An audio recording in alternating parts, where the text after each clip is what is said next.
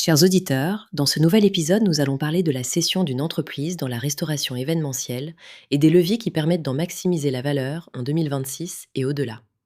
Le secteur se situe à l'intersection de la gastronomie, de l'événementiel et des services logistiques, et il est entré dans une phase de consolidation avec des offres intégrées telles que traiteurs, lieux, services, une digitalisation accrue et une premiumisation de l'expérience client.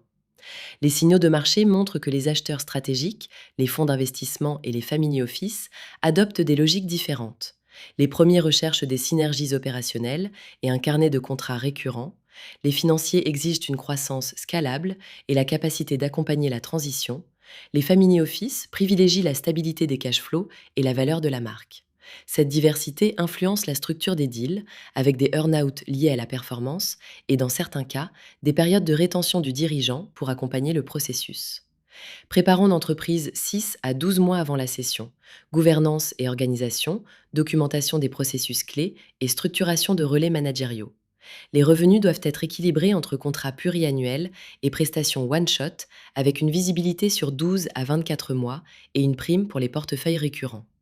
Une data room bien organisée, comprenant les KPI, marge, CRM, ERP et conformité ESG, renforce la confiance, et les pratiques de traçabilité et de digitalisation deviennent des standards attendus par les investisseurs. Le processus de vente maîtrisé doit être fluide et compétitif.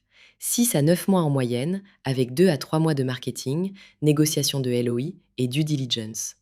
Anticiper les frictions comme la dépendance aux dirigeants, les contrats non cessibles, la saisonnalité des flux et la fiabilité des marges.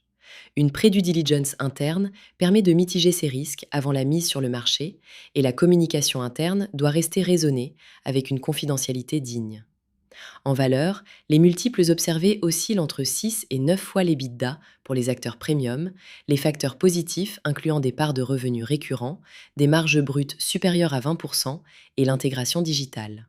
Les éléments négatifs concernent la saisonnalité et la dépendance aux dirigeants. Les structures de transactions typiques incluent le locked box et un earn-out de 10 à 20% lié à la performance.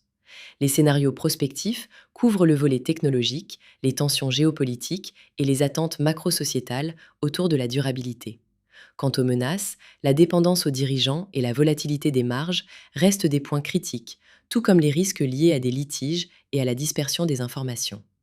Sur le plan opérationnel, les transactions récentes comme Accor, Potel et Chabot, Dalloyau et Compass Group, Vermaat, montrent un appétit pour des actifs premium intégrés et des multiples allant jusqu'à 9 fois l'EBITDA.